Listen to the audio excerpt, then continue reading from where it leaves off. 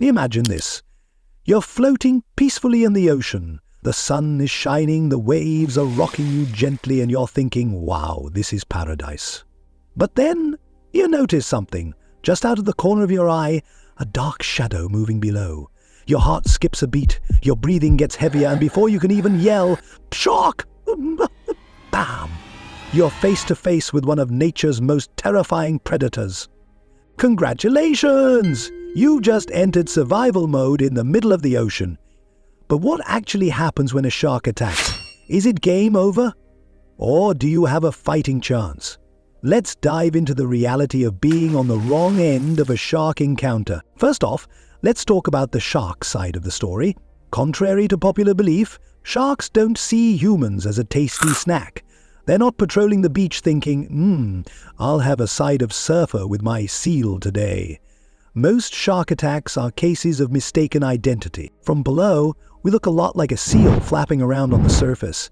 And let's be real, when you're out there paddling or floating on a surfboard, you're basically doing a full seal impression. Sharks are curious hunters, and that first bite, it's often a test bite to figure out what you are. Unfortunately, when you're the test subject, it's a bite you'll never forget. So, what happens when a shark decides to investigate you? First comes the approach. A shark can sense you from miles away using its incredible senses, like its ability to detect even the tiniest amount of blood in the water. Yes, the myth is true. 1 drop of blood in 1,000,000 gallons of water can alert a shark to your presence. But it's not just blood. Sharks can also detect the electric signals your muscles make when you move. So, that splashing around? You might as well be ringing a dinner bell. Next, the shark closes in. Imagine seeing that dorsal fin slicing through the water. Your adrenaline spikes, your survival instincts kick in, and you try to swim away. Bad idea. Sharks are built for speed, reaching up to 35 miles per hour in short bursts. You're basically a slow-motion flapping fish in comparison. Then comes the moment of impact. A shark's bite can exert over 4,000 pounds of force, depending on the species.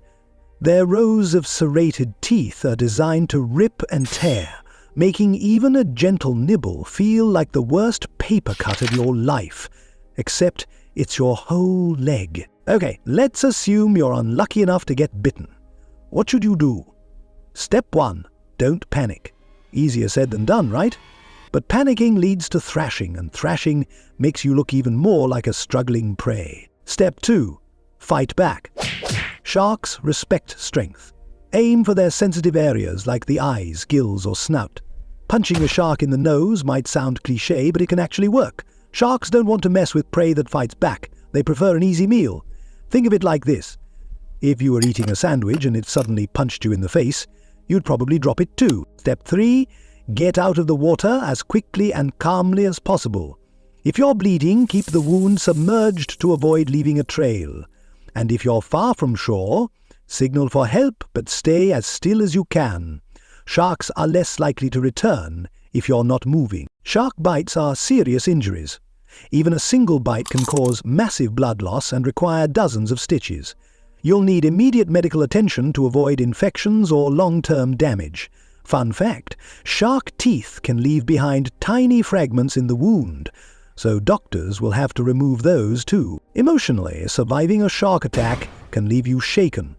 Post-traumatic stress is common, and some survivors develop a fear of water or avoid the ocean entirely. But here's the silver lining. Many survivors become advocates for shark conservation, turning their terrifying experience into a mission to protect these incredible creatures. Now, let's put things into perspective. The odds of being attacked by a shark are incredibly low, about 1 in 11.5 million. You're more likely to get struck by lightning, bitten by a dog, or even win the lottery than to end up in a shark's jaws. Most shark species aren't interested in humans at all. In fact, out of the 500-plus shark species, only about a dozen are known to attack people. The great white, tiger, and bull sharks are the main culprits. But even these apex predators aren't hunting humans. They're just curious. So why all the hype about shark attacks? Blame Hollywood?